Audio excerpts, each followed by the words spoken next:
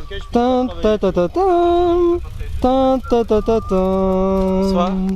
En fait, les putains de céréales de Sa Majesté. Par contre, le Nutri-Score pas ouf. Nutri-Score de merde. Tu vas avoir le diabète, c'est la merde. Adieu. J12 de la course pour le climat et nous sommes dans un champ magnifique de marijuana. Je m'y connais en espèces végétales.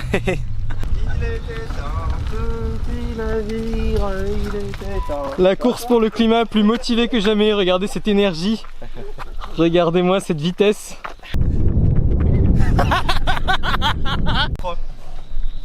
C'est qui le problème? je propose de renommer ce vélo Petit Tonnerre. Bah, dis-toi qu'en fait c'est Stupide Economics, c'est ce gars qui a donné l'alerte sur Léo Grasset. Ah oui? Ouais, le gars en plus c'est un gigabro.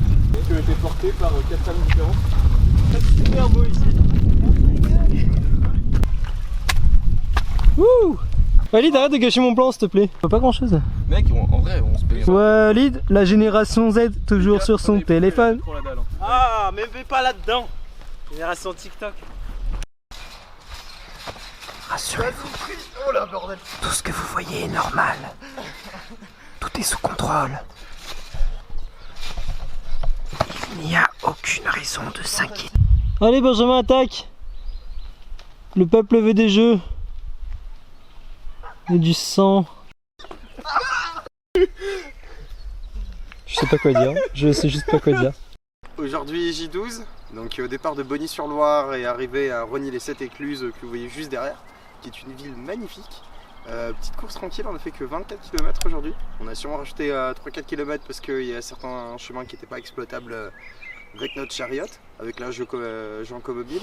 Mais il a fait beau, c'était cool, les paysages étaient sympas, donc journée assez cool aujourd'hui. Non, il m'a frappé. Vas-y, pousse-le, vas-y. Ah, il y a des chardons. C'est ça, on parle d'agriculture? Ouais. Et bah salut, on parle d'agriculture. C'est pas assez... Aujourd'hui on croit que voilà, avoir à manger c'est quelque chose qui se fait un peu tout seul. On va au supermarché, on fait des courses, on achète des trucs. Mais en fait voilà, la nourriture elle vient forcément de quelque part. Et l'endroit d'où elle vient, comme on n'est pas des chasseurs-cueilleurs, c'est de l'agriculture. Et notre agriculture aujourd'hui, il va falloir la repenser. Parce qu'elle est super dépendante au carbone, parce que tout est fait à partir de pétrole et de gaz. Mais aussi parce qu'elle détruit en masse la biodiversité et qu'elle est ultra sensible au changement climatique et qu'elle pose plein de soucis de justice sociale. Donc voilà, on va parler de ça un peu plus en détail. En France, on aime beaucoup manger, et c'est normal, manger c'est super. Et il y a une question qu'on se pose souvent, c'est qu'est-ce qu'on va manger à midi? Mais on a la chance en France de jamais se poser la question, est-ce qu'on va manger à midi? Et pourtant, avoir à manger dans son assiette, ça n'a rien du tout d'évident. C'est quelque chose qui demande beaucoup de travail, ça demande de faire pousser de la nourriture quelque part, ça demande de la transporter, ça demande de la transformer. Et voilà, les enjeux d'accès à l'alimentation sont quelque chose qui ont fait au cours de l'histoire monter ou alors tomber des empires. Et aujourd'hui on pense que c'est quelque chose d'acquis et d'acquis pour toujours, mais voilà, on va voir plus en détail que c'est pas forcément le cas et que sans remise en question vraiment drastique de comment on se nourrit, on risque d'avoir des gros problèmes. Et du coup c'est important d'adresser toutes ces questions là. Alors du coup on peut commencer très rapidement par un peu raconter comment est-ce qu'on produit à manger dans la société aujourd'hui et de ce que ça nous vient. En gros, voilà, notre modèle agricole, il s'est vraiment fondé à partir du milieu du XXe siècle, en fait, où après la guerre, on avait plein d'usines qui fabriquaient des produits chimiques, qui fabriquaient des chars, qui fabriquaient tout un tas de choses, et on n'avait plus besoin de produire tout ça. Et donc on s'est dit, ces usines, on va faire quelque chose, et donc on s'est mis à produire à la place des engrais et des tracteurs. Et donc on s'est mis à faire une agriculture industrielle, au lieu de l'agriculture paysanne, familiale, faite par les petites exploitations jusque-là. Et donc en fait c'est quelque chose qu'on a mis en place dans les pays industrialisés. Et ce que ça a eu pour effet, c'est que ça a complètement fait exploser les rendements agricoles en fait. C'est-à-dire que dans certains endroits, par exemple en France, dans la culture de céréales, on a multiplié les rendements par parfois 10. Donc c'est-à-dire qu'on s'est mis à produire 10 fois plus sur la même surface. Et dans le même temps, on a fait en sorte qu'un travailleur qui avant pouvait travailler sur 10 hectares pour faire pousser du blé, maintenant il pouvait travailler sur 200 hectares. Et donc on a complètement réduit la nécessité d'avoir des agriculteurs dans les champs en fait. Si bien que, en fait, il y a un siècle, on avait en France 2/3 d'agriculteurs, donc on a tous des grands-parents agriculteurs, enfin c'est pratiquement obligé, et aujourd'hui ça représente à peu près 3% de la population active, donc finalement c'est pratiquement personne. Et donc ce que ça a eu également pour effet, cette transformation des pratiques agricoles, c'est que du coup comme on a vraiment augmenté la productivité, on s'est mis à consommer beaucoup plus de viande, et également les prix de la matière première agricole ont complètement chuté, c'est-à-dire qu'ils ont été diminués en moyenne par 3 ou par 4. Et du coup cette hausse de la productivité, elle a eu des gros effets secondaires à la fois sur la société et sur l'environnement. Sur la société, les choses qu'on a pu voir en France et dans le monde, c'est que du coup les petites exploitations n'arrivaient plus à tenir le coup, puisque vu que les prix de la matière première agricole avaient complètement chuté, ils n'arrivaient plus à être rentables en fait. Et donc en France, ce que ça a donné, c'est que ça a donné l'exode rural, c'est-à-dire que tous les agriculteurs s'en vont dans les villes, et seulement ceux qui arrivent à s'industrialiser survivent et réaccaparent la ferme des autres. Et dans les petits pays non industrialisés, ce qui s'est passé, c'est que du coup les exploitations familiales n'arrivaient plus à faire flot, et donc les gens, pareil, soit ils étaient forcés de vendre leur matériel, soit ils étaient forcés de partir dans les bidonvilles. Et ça, voilà, c'est les effets sur la société, donc ça a causé en fait énormément de misère, en plus de pas complètement résoudre les problèmes de faim dans le monde, c'est-à-dire qu'aujourd'hui on produit beaucoup plus que ce dont on a besoin pour nourrir tout le monde, mais on n'arrive quand même pas à nourrir tout le monde. Mais en plus, voilà, ça a créé énormément d'inégalités. Et le deuxième gros problème, c'est que cette agriculture, en fait, elle a énormément de dommages sur l'environnement. C'est-à-dire qu'on va se mettre à bazarder un tas de pesticides sur les champs, qui vont faire en sorte que les insectes vont mourir en masse. On va balancer des intrants chimiques dans les sols, donc du phosphore et de l'azote, qui vont faire que, vu qu'on en met en immense quantité, ça va complètement polluer les cours d'eau, et en plus ça va casser les cycles naturels de l'azote et du phosphore, qui avant provenaient de sources naturelles, et en plus ça va fragiliser la résilience en fait de ces exploitations.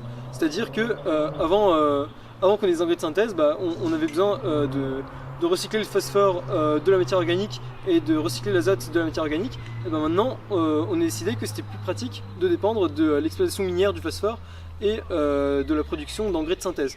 Ce qui fait que l'agriculture dépend énormément tout simplement du gaz pour produire ces entrants-là. Voilà. Et ensuite, un deuxième effet que cette hausse de la productivité a eu, c'est que ça a complètement spécialisé les régions dans certains modes de production. Typiquement, avant que l'agriculture soit industrielle, les régions pratiquaient de la culture d'espèces très différentes, et donc on pouvait se nourrir localement avec les produits qui poussaient autour.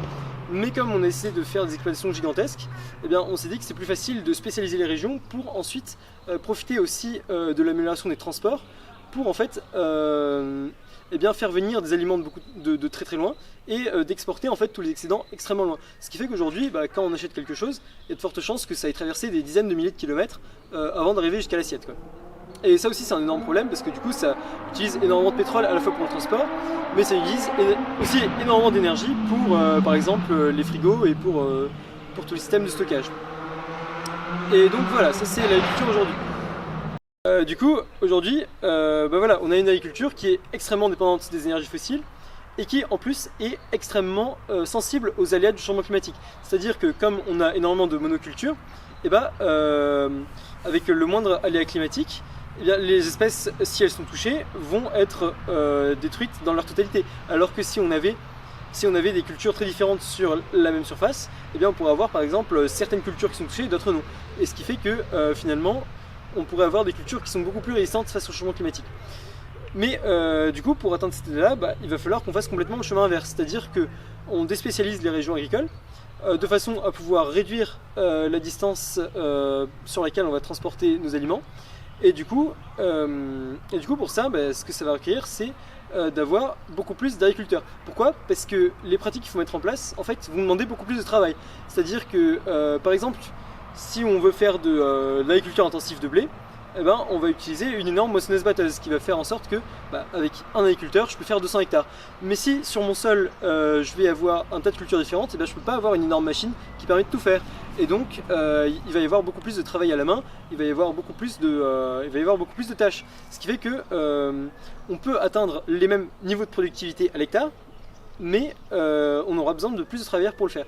Le problème, c'est que aujourd'hui en France, on a très peu d'agriculteurs et ce chiffre est encore en diminution parce que c'est un métier très difficile, qui est très mal valorisé, c'est-à-dire que les agriculteurs sont extrêmement peu payés. Et en plus de ça, pour un nouvel agriculteur, d'accéder au métier, c'est très complexe parce que les terrains agricoles en fait sont très chers et c'est compliqué aujourd'hui d'accéder à des nouveaux projets. Et donc il faut vraiment faire en sorte que la démarche de devenir agriculteur soit quelque chose de valorisé et de facilité par les institutions publiques. Et mais du coup, voilà, on peut donner quelques exemples des nouvelles pratiques qu'il faudrait mettre en place. En fait, c'est pas compliqué. Aujourd'hui, ce qu'on fait, c'est qu'on va travailler la terre, donc on va labourer le champ et on va mettre des engrais dedans pour faire pousser des choses. Il y a des techniques qui permettent de se passer de ça. Donc par exemple, on appelle ça le semi-direct sous couvert végétal, où en fait on va laisser le sol couvert toute l'année, ce qui va faire en sorte que le sol en fait va être protégé de la chaleur du soleil et donc ça va empêcher l'eau de s'évaporer, donc on va consommer moins d'eau. En plus de ça, il y aura tout un tas de nutriments dans le sol du fait qu'on a un couvert végétal qui va potentiellement se décomposer et fournir des nutriments au sol. Ça va être meilleur pour la biodiversité. Et aussi, ça va faire en sorte que le sol s'érode moins. C'est-à-dire que aujourd'hui, les sols agricoles sont nus une grande partie de l'année et du coup, ils sont particulièrement sensibles au vent, à la pluie. Et donc, en fait, on perd des sols. Voilà, ça c'est une technique possible. Il y en a d'autres. On peut par exemple développer ce qu'on appelle les infrastructures agroécologiques. Donc c'est tout ce qui va être des bosquets, des haies, des mares, des choses comme ça, dans lesquelles en fait la biodiversité va pouvoir se développer pour faire en sorte que tout simplement on ait plus d'animaux, plus d'insectes, plus d'oiseaux, ce qui va faire en sorte que les ravageurs vont potentiellement avoir moins d'impact. C'est-à-dire que avec plus de biodiversité, on a moins facilement un ravageur qui va venir pour dévorer les cultures. Voilà, et puis ensuite, parmi les nouvelles techniques qu'on peut citer, les techniques qu'il faudrait davantage généraliser, il y a toutes les techniques d'agroforesterie en fait, où on va associer les cultures. Donc, par exemple, mettre des arbres et des cultures sur le sol pour mieux utiliser les ressources du sol. C'est-à-dire que on va puiser l'eau à différents niveaux de hauteur. Comme ça, on utilise mieux l'eau du sol et on utilise mieux la lumière aussi qui va tomber sur le champ. C'est-à-dire que la lumière qui ne va pas tomber sur les arbres va tomber sur les cultures au sol.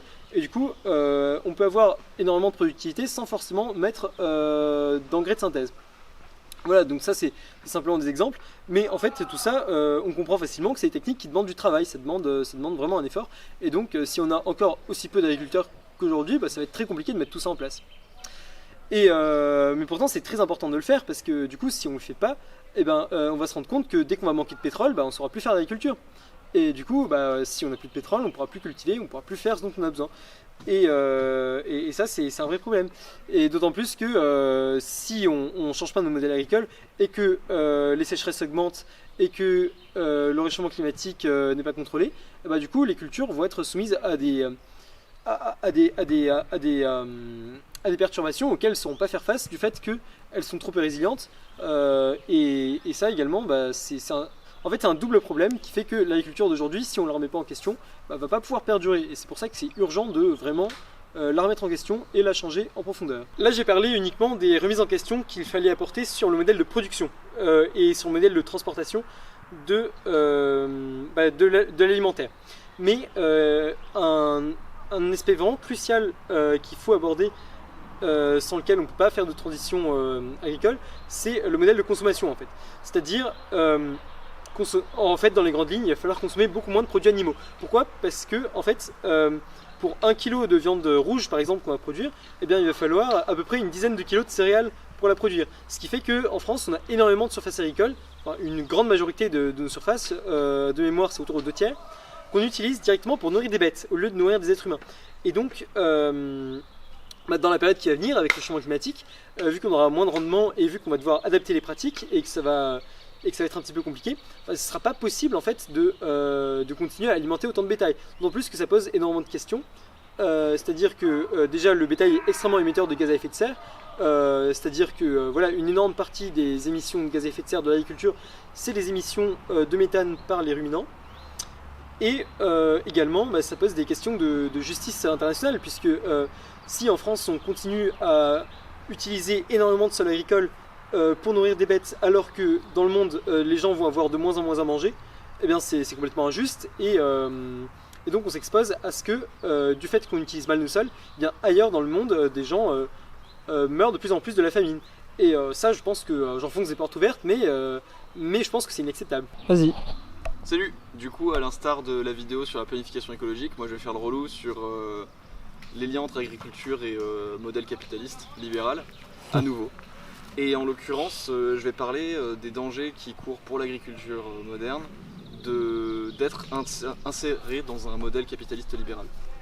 À savoir que ça va se faire un peu en deux points. Le premier, c'est sur les modèles économiques et sur le modèle d'autonomie de chacun des États. Et, enfin, je vais aborder ce sujet-là. Et le deuxième, ça va aborder aussi quels sont les effets concrets d'une agriculture qui est ouverte aux marchés européens, mondiaux, et donc soumise à des intérêts privés. Pour le premier point, quel est le danger d'une agriculture qui serait ouverte aux exports et qui ne serait pas régulée dans un pays ? Aujourd'hui, on peut voir en France qu'on a une production très importante de blé. La France, par exemple, est le premier exportateur au monde de betteraves pour faire du sucre.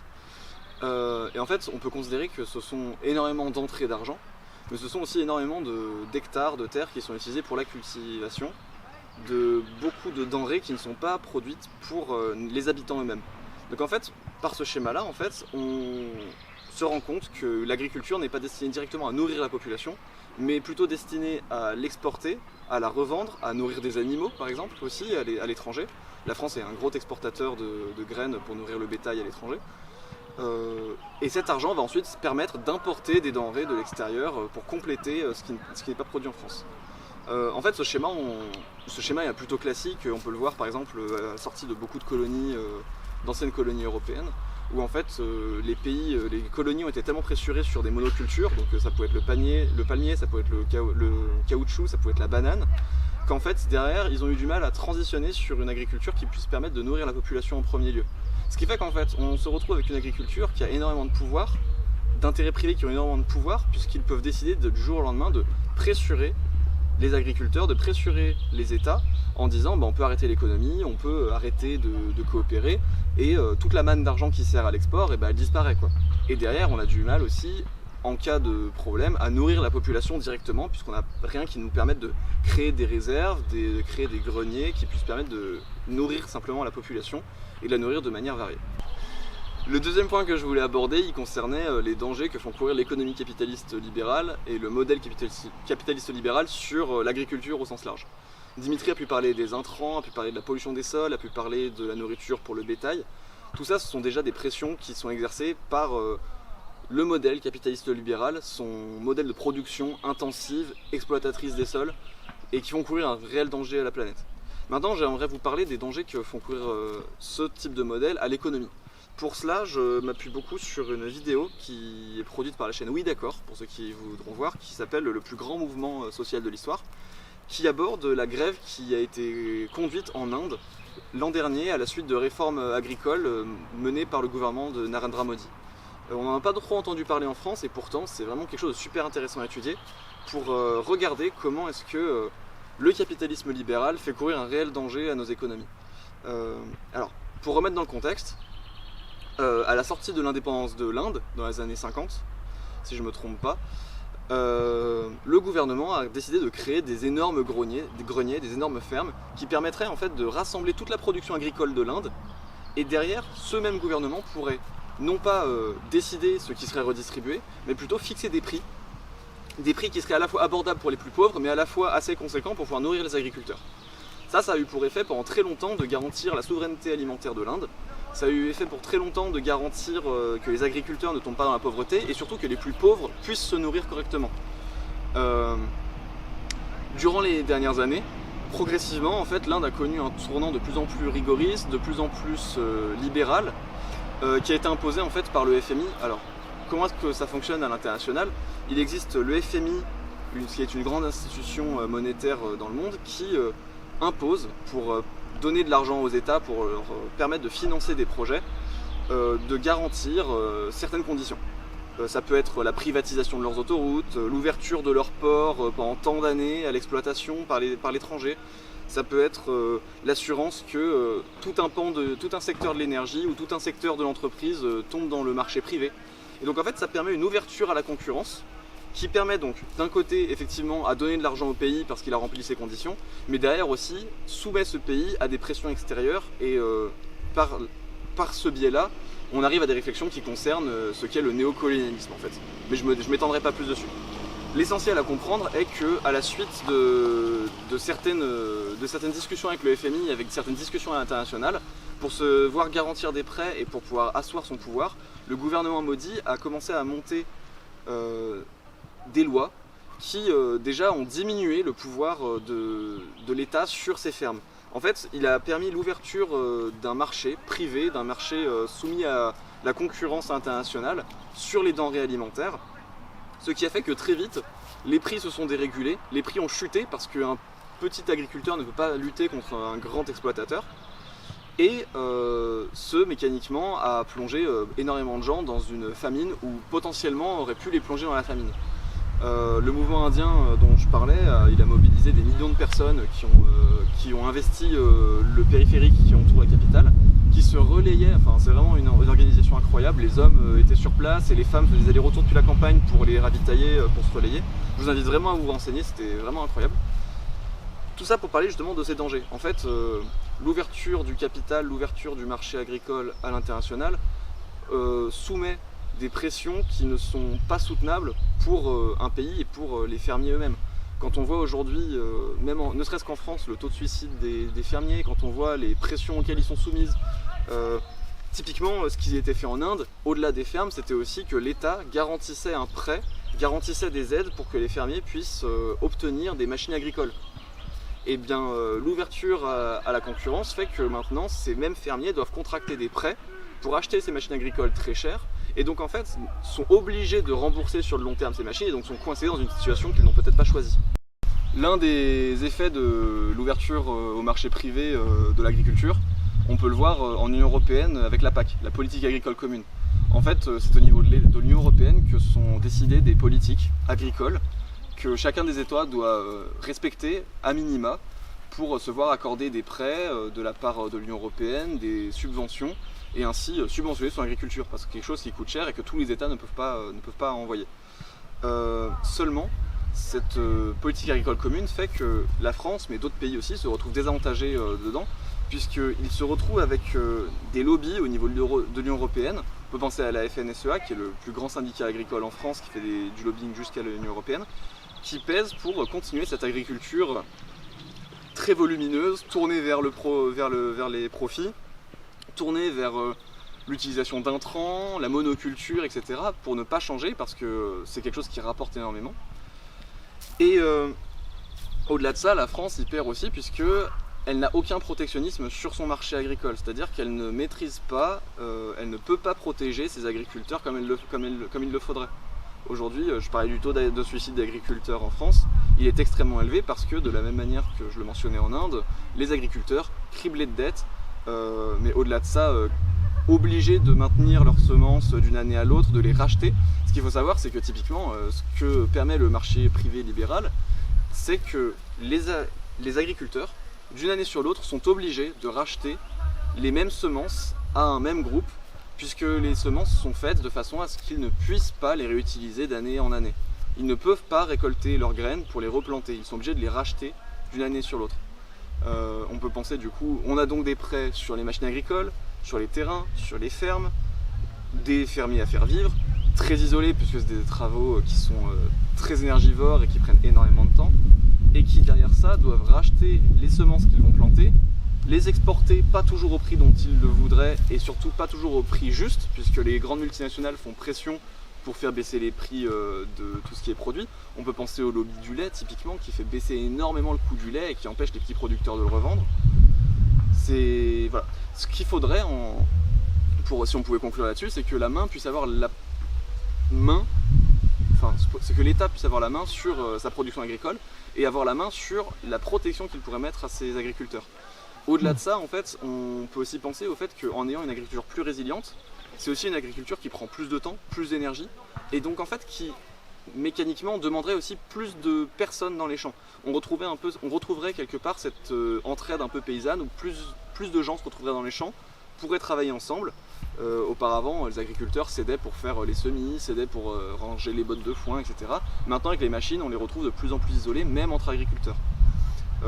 Et ce retour à la campagne, en fait, il est déjà un peu il a déjà un peu commencé avec des tentatives de réintroduction d'anciens détenus, de jeunes détenus, que l'on va réinsérer à la campagne dans des fermes. Plutôt que de les mettre en prison, on va les envoyer cultiver, élever des animaux et ainsi leur donner une place. Je vous invite à regarder, il y avait eu un documentaire sur Combini là-dessus qui était plutôt intéressant. Alors, une chose importante sur laquelle j'aimerais revenir par rapport à ce qu'a dit Antoine, c'est que aujourd'hui la politique agricole commune, donc la PAC, eh bien, elle va accorder des aides à l'hectare, c'est-à-dire que plus une exploitation va être grande et plus l'Union européenne va lui accorder de fonds. C'est-à-dire que l'Union européenne décide politiquement d'aider l'agriculture intensive et non pas d'aider les petites agricultures paysannes qui régénèrent les sols, qui font de la polyculture, qui font de la résilience à échelle locale. Et donc voilà, politiquement, on fait le choix de perdurer dans un modèle qui ne marche pas. Et du coup, ce que ça fait, c'est que ces petites agricultures en question, qui vont régénérer les sols, qui vont être bonnes pour l'environnement, eh bien, elles vont être en compétition donc, avec des agricultures qui n'en ont rien à faire et qui dégradent le milieu autour d'elles et qui sont condamnées à disparaître dans tous les cas. Et donc, ce que ça fait, c'est que cette agriculture, elle va être disponible que pour une partie très limitée de la population, c'est-à-dire pour les gens qui ont les moyens. Et donc voilà, là-dedans, il y a une énorme question à la fois environnementale et d'injustice sociale, puisque les produits qui vont utiliser énormément de pesticides et énormément d'engrais vont être aussi des facteurs à risque pour la santé. Typiquement, en consommant énormément de pesticides, énormément de perturbateurs endocriniens, eh bien, on va tout simplement affecter négativement sa santé, on va augmenter son risque de cancer. Et donc voilà, ce que ça crée, c'est que tout simplement, on va faire en sorte que les personnes les plus pauvres vont être plus exposées à des maladies. Et ça, c'est vraiment quelque chose à combattre. Et d'un autre côté aussi, l'État pourrait faire en sorte de protéger les agricultures qui impactent positivement leur environnement, de façon à ce que tout le monde soit obligé de consommer ces produits-là, et ensuite l'État pourrait aider les gens à se fournir ces produits-là. Cependant, ce n'est pas ce que l'État est en train de faire. L'État laisse la libre concurrence faire le taf, et donc on se retrouve par voie de fait avec des produits avec un maximum d'impact sur le marché et consommés par énormément de gens. Une dernière chose que j'aimerais apporter sur tout ce qu'on vient de dire, c'est que tous ces changements dont on a parlé, c'est vraiment pas quelque chose de compliqué à mettre en place. C'est-à-dire qu'il suffit juste d'un tout petit peu de volonté politique en fait. C'est-à-dire, si l'État décide tout d'un coup qu'il faut protéger les exploitations qui développent une agriculture saine, eh bien ça peut être fait. Et c'est-à-dire qu'il existe aucun frein technique à le faire, il n'existe pas de frein humain à le faire, puisqu'il y a plein de gens aujourd'hui qui veulent se lancer dans l'agriculture, mais juste qui n'ont pas les moyens de le faire, et pour lesquels en fait ce serait tout simplement pas rentable. Et donc voilà, c'est un clair exemple du fait que eh bien, les choses peuvent bouger, c'est juste qu'il faut pousser les institutions politiques à le faire, et sinon ça va pas se faire de soi-même. Moi j'ai filmé Walid comme ça, moi, en mode accusation. Bonsoir. Attends, t'es trop sombre. J'assume. T'es fier d'être sombre? J'assume. Tu m'accuses de quoi? J'assume. Je t'accuse d'être sombre. Il fut un temps, l'alimentation industrielle sonnait comme un peu une recette miracle dans une époque où il y avait beaucoup de famine, beaucoup de personnes manquaient d'alimentation, tout ce qui est engrais, pesticides, blé transformé, blé accéléré, ça sonnait bien, ça a permis même de pallier à des problèmes de famine, des problèmes de faim dans le monde. Le problème, c'est qu'aujourd'hui, c'est une solution, comme l'a expliqué Dimitri, qui n'est plus du tout viable. Et comme il l'a bien dit, comme il l'a bien développé, ça cause beaucoup de problèmes environnementaux. Je vais compléter donc ces propos en parlant rapidement de quelques problèmes qui nous impactent directement nous, qui impactent directement notre santé. Avec 2-3 exemples. Donc en premier lieu, il y a l'obésité. Cette surconsommation dont Dimitri a encore une fois bien parlé, qui cause des gaz à effet de serre à cause de cette surproduction, est une conséquence en fait de notre propre suralimentation. Donc surconsommation qui cause l'obésité, cause beaucoup trop d'obésité dans le monde actuellement et qui est en constante évolution malheureusement. Donc pourquoi elle existe? Tout simplement parce que la nourriture est à la fois trop disponible, peu chère, comme Dimitri l'a spécifié, et avec une forte densité énergétique. Donc ça rejoint tous les problèmes dont il a déjà parlé sur l'environnement, mais cette fois qui nous impacte directement nous, notre santé, et c'est une des causes d'un chiffre que l'OMS a sorti récemment qui est de 2,8 millions de morts à cause des problèmes de surpoids. Un dernier exemple qui touche directement notre santé sont les pesticides. Donc comme l'a dit Dimitri, une quantité importante, beaucoup trop importante d'engrais chimiques et de pesticides sont utilisés actuellement dans les productions agricoles. Or, ça nous touche directement, ça touche directement la santé du consommateur et il a été prouvé que ça pouvait être néfaste, notamment nos fonctions reproductives. Ça avait une incidence sur le cancer du sein, ça pouvait potentiellement poser des problèmes dans le développement des enfants, que ce soit à cause d'anormalité ou de retard. Et le dernier point très important, ça a altéré nos fonctions immunitaires. Donc ça, c'est la raison pour laquelle je quitte dès demain l'aventure.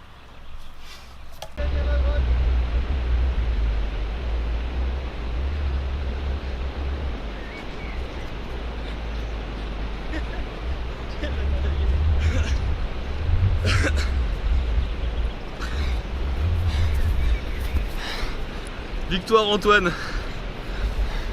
Je suis plongé, mec. Rosny cette écluse. Son patrimoine, sa ville, ses digues. Aujourd'hui, nous nous retrouvons au lieu des 7 écluses. Nous pouvons observer la flore. Actuellement, une parade nuptiale un peu étrange a lieu. Le Dimitri se retrouve dans l'obligation de s'accoupler avec le Walid. Dimitri est donc en train de remonter la digue jusqu'à Walid. L'excuse trouvée est celle de trouver le cache de l'appareil photo. Seulement on peut voir que Walid n'en a rien à faire, il lui a tourné le dos et s'en va. Il faudra sûrement consoler Dimitri plus tard. Comme d'habitude, dans sa recherche d'amis, dans sa recherche de reconnaissance, il se retrouve une fois de plus seul.